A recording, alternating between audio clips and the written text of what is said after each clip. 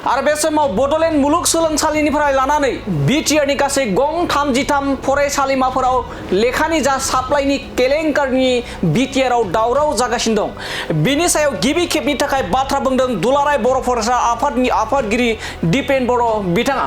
आरो बे समाव मख'नांगोनदि बिथांजों लोगोसे गोबां बिटिआरनि राजखान्थिनि दैदेनगिरिफ्राबो गोख्रों राहा लानो थाखाय आथिखालनि प्रमद बर'नि दैदेननाय सरकारखौ बेनि सायाव नायबिजिरनानै गोख्रोङै राहा लानानै दायनिगिरिखौ साजा होनांगौ होननानै दाबि दिखांदों बेरेखा दोलोनि बिपिएफनि गोबां दैदेनगिरिफ्रा। आरो बे समाव बे बाथ्राखौनो फिन आरोबाव दाबि दैखांबावदों गिबि खेबनि थाखाय दुलाराय बर' फरायसा आफादनि आफादगिरि दिपेन बर' बिथाङा। दायनिगिरिया ओरैनो गनानै थांनो नाङा, अडिअ रेकर्ड भिडिअ रेकर्ड ओंखारनायनिबो बाथ्रा बुंदों दुलाराय बर' फरायसा आफादनि आफादगिरि दिपेन बर' बिथाङा। बे समाव फिन फोरमायबावगोनदि जा बड'लेण्ड मुलुगसोलोंसालिनि लेखा साप्लाइ खालामनायनि अडिअ रेकर्ड भिडिअ रेकर्डनिबो बाथ्रा बुंदों दुलाराय बर' फरायसा आफादनि आफादगिरि दिपेन बर' बिथाङा। बड'लेण्ड मुलुगसोलोंसालिनि लेखा साप्लाइनि सायाव गिबि खेबनि थाखाय बाथ्रा बुंदों, जेराव बे समाव बुंनांगोन दि बिटिआरनि बड'लेण्ड मुलुगसोलोंसालिनिफ्राय लानानै बिटिआरनि जोबथा अरां केबिआरडिसिम एबा बिटिआरनि सिङाव थानाय गं 33 फरायसालिमाफोरनि जा प्रिन्सिपालनिसिम लिगेल नटिस सहैदों। बेनि सायाव गोबां माने दिनैसिम दान्थे बिदान्थेया सोलिगासिनो दं। सोलोंथाइ बिफानखौ लानानै गोबां बे समाव सोंथि सिखारदों। थारैनो बेफोरबायदि मावनाय जादों नामा आरो सोर मावदों, मानि थाखाय जादों, बेखौ नायबिजिरनानै रायजो राजानो रोखा खालामनांगोन।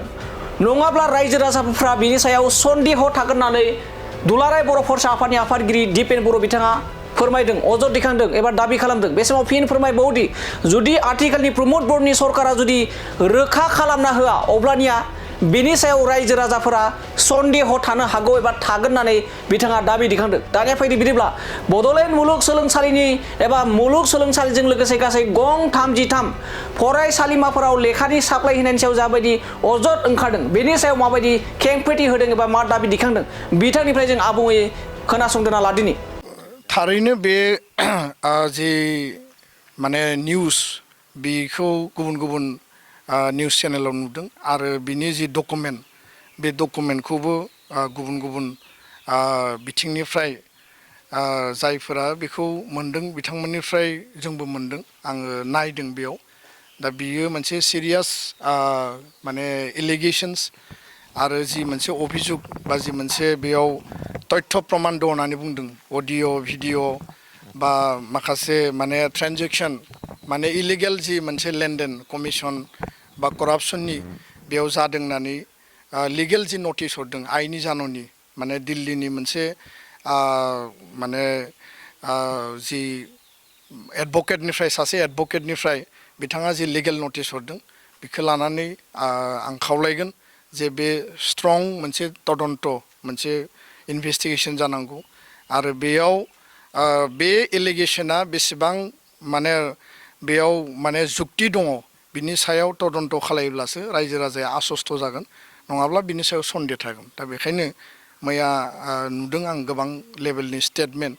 दा दुलाराय बर' फरायसा आफादा खावलायदों जे बे जि एलिगेसन लेखा साप्लाइनि नामाव कलेजफोरनि लेखा हरनायनि नामाव बड'लेण्ड इउनिभार्सिटिनि लाइब्रेरि डिपार्टमेन्टनिफ्राय लानानै इडुकेसन डिपार्टमेन्टनिफ्राय लानानै 33 जि कलेजनि प्रिन्सिपाल बिथांमोननि जि लिगेल नटिस हरदों बिनि सायाव स्ट्रं मोनसे तदन्त जानांगौ। तदन्तआव जाय दायनिगिरि बियो माने साजा मोननांगौ आरो कुनु जाहाथे करापसन जाया, करापसन फ्रिनि बाथ्राखौ बुंबोबाय थानाय जादों आरो करापसन फ्रि गुड गभार्नेन्सनि जि मोनसे कमिटमेन्ट बे जाहाथे माने मेनटेन जायो आरो कुनु कारनाव जाहाथे रायजोनि जि माने जौगानायनि मुङाव फैनाय रां रुफाया जाहाथे माने सोरनिबा कमिसन बा सोरनिबा माने बे इलिगेल जि मोनसे लेनदेनाव जाहाथे बियो इउज जाया, दुलाराय बर' फरायसा आफादा बेखौ नोजोर होगोन आरो तदन्तखौ खालामनो थाखाय जोङो बिटिआर काउन्सिलखौ जोङो दाबि खालामदों।